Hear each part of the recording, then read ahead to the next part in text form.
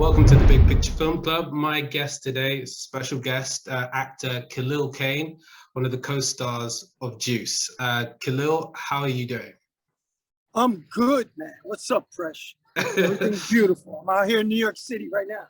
Ah, nice. You've got a very long and storied career.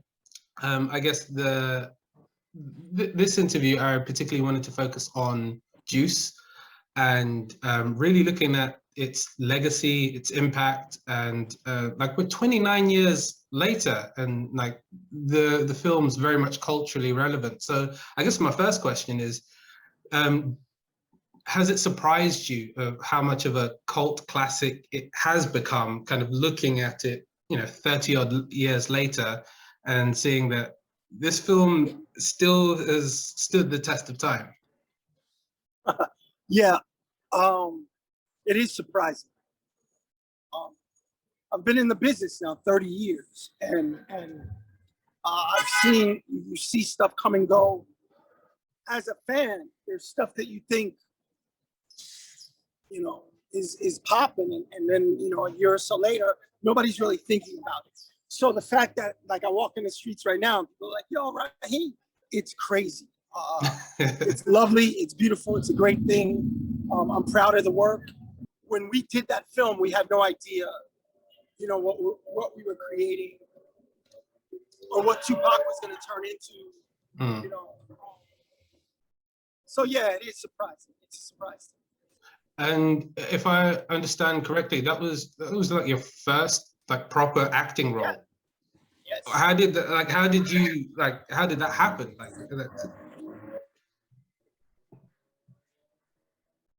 I had done a few commercials. I had an agent. I just auditioned like anybody else. Mm-hmm. I got a break. Went in. I had a good audition, and the rest is history.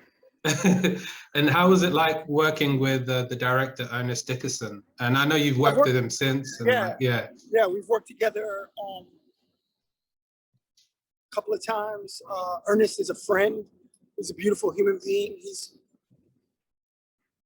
a very skilled artisan for what he does. Ernest has come to my daughter's birthday parties when she was little. Ernest is fan.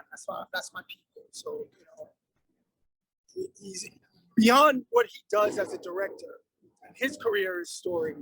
He's a wonderful human being. Awesome. And in thinking about like the four leads, yourself, Bishop, Steele, and Q,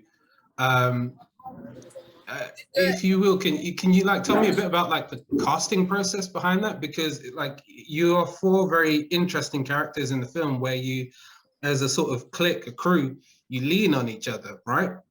And that chemistry has to be there. Otherwise, if one of you are off, however good the other three are, like the film doesn't quite work out. And so how is that sort of chemistry building process like? I think that was like a major part of it. They were looking for new talent.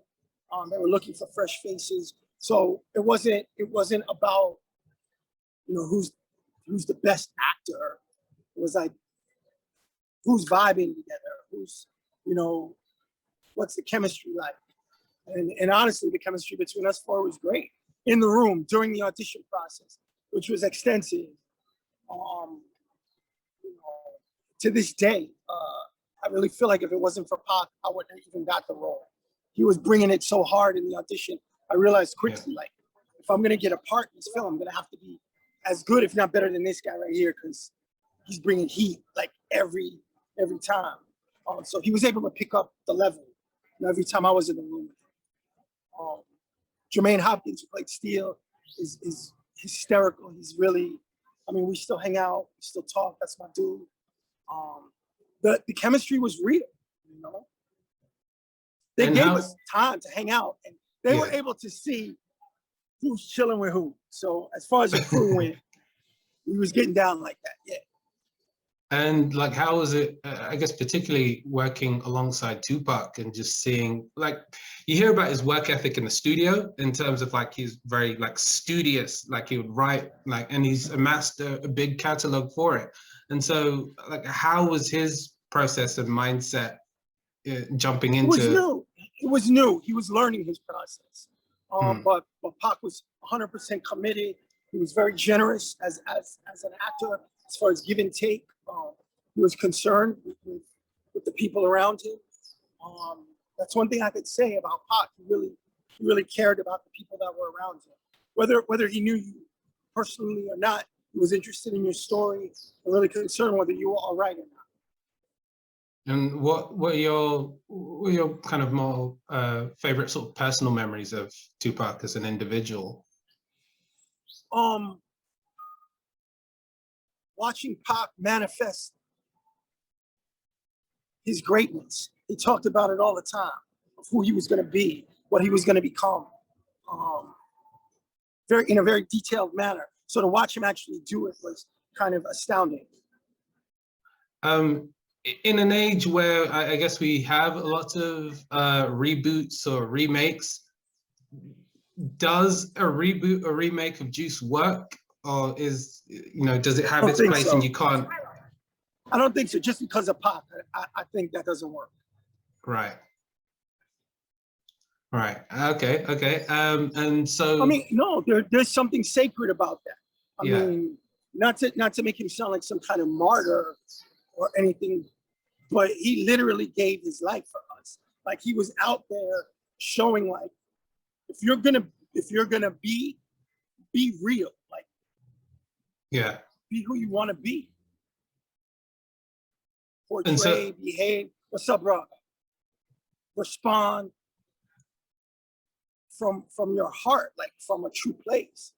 I mean, sometimes that's obviously gonna get you in trouble as a black man. It might get you killed. So we see what happens. Yeah, and looking like at the wider cast as well. I mean, it's really interesting, kind of revisiting the film and just seeing how how big a point of so many people's careers that was. Like Samuel Jackson, obviously, but even thinking about like Donald Faison, who went on to do Scrubs, Clueless, Flex Alexander. He has like a small part, but he done One on One. Queen Latifah, Fab Five Freddy, like his legacy, secure, and like so many. Mitch Marchand. Yeah. Mitch Marchand is a bomb writer. He's nominated. He's doing his thing.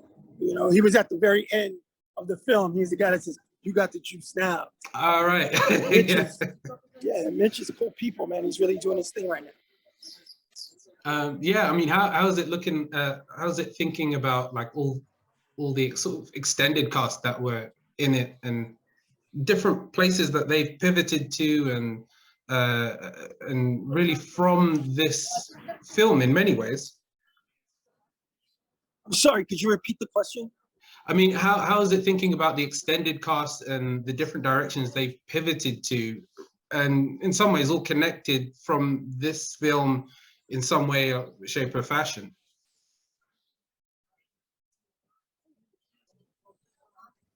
For some reason, the film's blessed, man.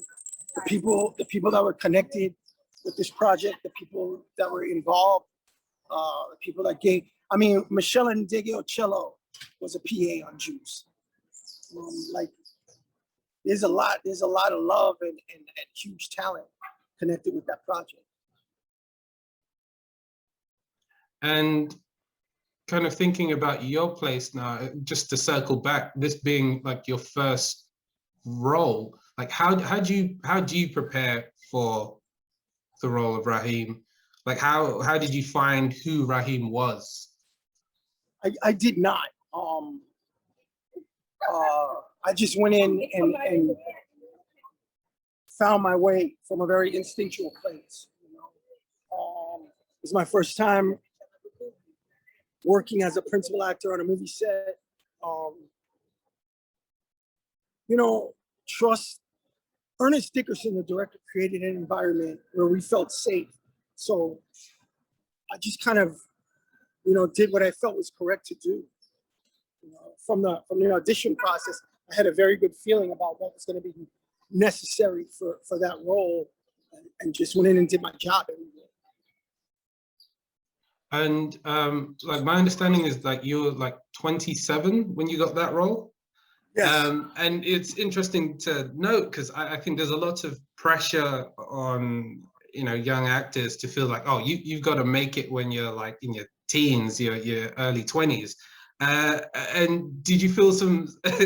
Did it? Are you able to sort of impart wisdom on like actors coming through and be like, you can wait or be patient, it's coming. Yeah, how did you? What sort of advice can you sort of pass on in that regard? There's no pressure. I mean, except for the pressure you put on yourself. Mm-hmm.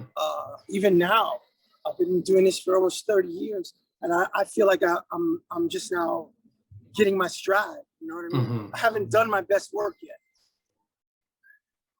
And so, Khalil, like final question, what's next for you? I'm sorry, what? What's next for you in your career? Oh, what's next? The very next thing I'm going to do.